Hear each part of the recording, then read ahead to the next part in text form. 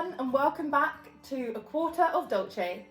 I hope you've enjoyed the videos so far, and if you've missed any, feel free to check them out on the grid below. For those of you that don't know, my name is Grace, and today I will be talking to you about one of our favourite pieces to perform as a quartet, which is Mike Mower's Fictions. The piece was published in 2004 and it consists of 4 different movements.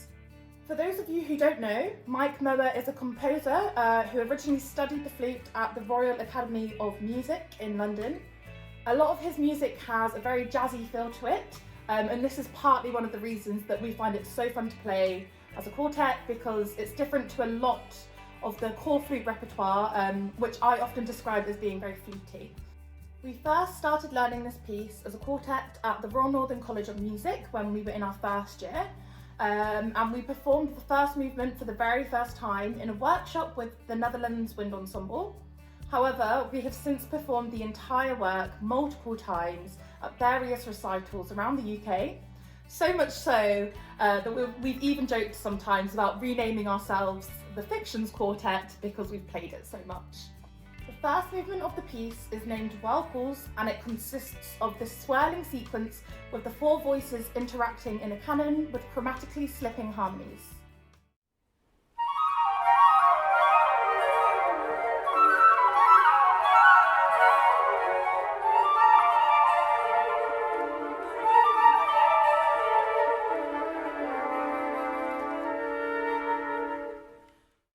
I really feel like this piece had a massive part to play in the development of us as a quartet, as it really requires listening to every single part.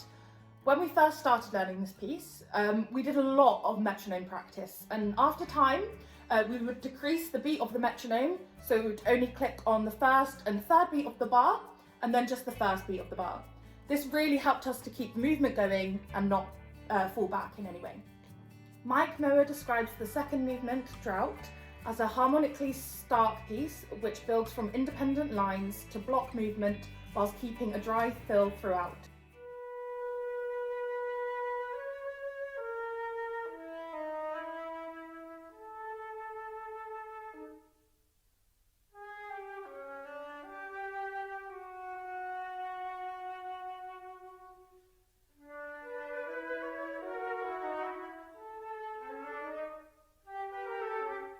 We really wanted to create the sense of a single water droplet at the end of each phrase to really bring out the effect of the drought feeling.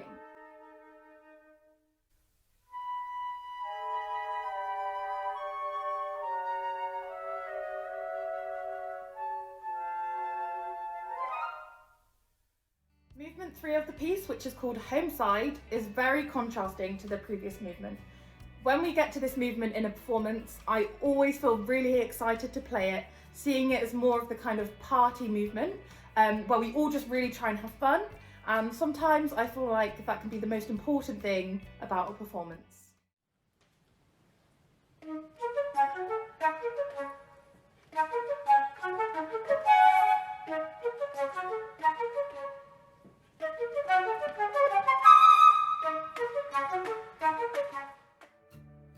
The fourth and final movement, Flat Out, is described by Mower as being a headlong sprint to the finishing line, using the underlying vehicle of a blues burst through the jazz-speckled finishing tape.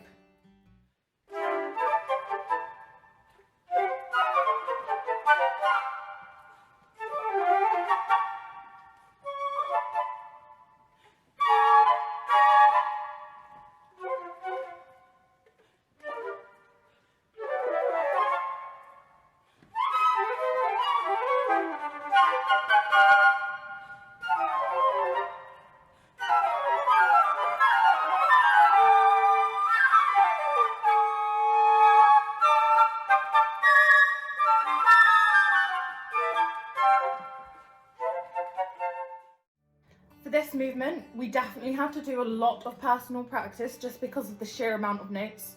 And another practice technique I remember using a lot with this piece, especially in the final movement, was when we faced away from each other when we were rehearsing, just so we would really make sure that our ears were working and that we were playing as one unit. We really wanted this kind of sense of one unit of sound, and it was extremely helpful to do it that way.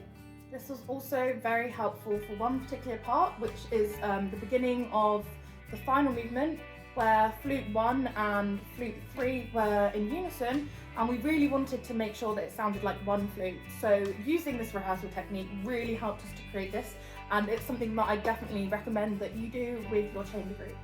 Throughout the piece, there are definitely a couple of interesting rhythms which caught us out a couple of times, and in order to resolve this, we just put our flutes away. We would just sing the rhythm. That would purely allow us to focus on the rhythm and iron out kind of any wrong rhythms and allow us to really sound tight as a group. Overall, I would say that this is definitely one of our favourite pieces to perform as a quartet, and I am really looking forward to the day that we're able to play together again and perform it as a group.